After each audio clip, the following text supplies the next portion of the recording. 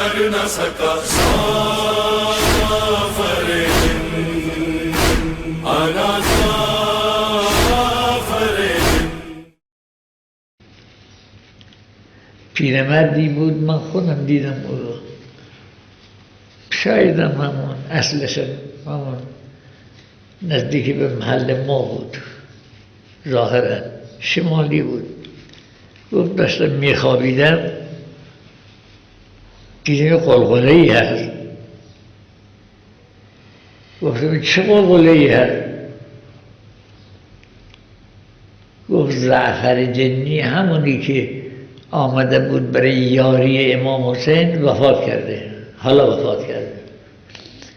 بنده هم از طریق دیگرم شنیده بودم که 20 سال قبل آمده بودم بعضی از درهای خانه ها رو زده بودن که زعفر وفات کرد رضوان الله علیه.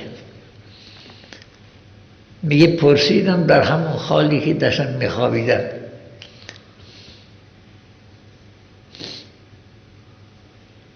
جانشین دارد؟ پسرش جانشینش هست؟ گفتم بله جانشینم دارد.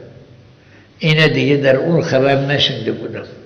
این مخصوص همین پیرمردی که خودم دیدم. گفتم جانشینش اسمش چیه؟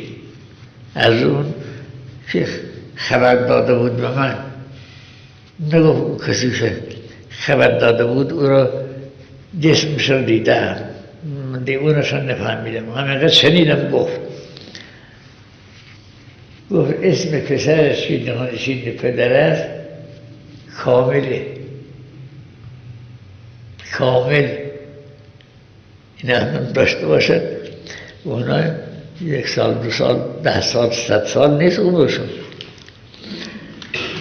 این را از پیرمردهای زمان خودمون از اساطیر در نجف شنیده بودیم که گفته بودن جنها گفته بودن در بین ما جن کافر هست و شیعه سنی نیست. برای چیه این مثلا؟ گفت پیرمردهایی توی ما الان هم هستن.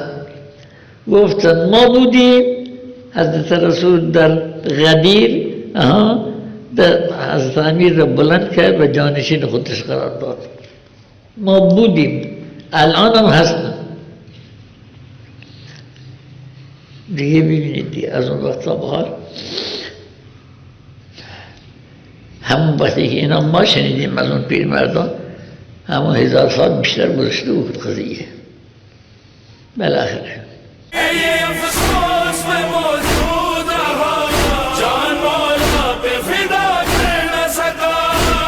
कुछ कर न सका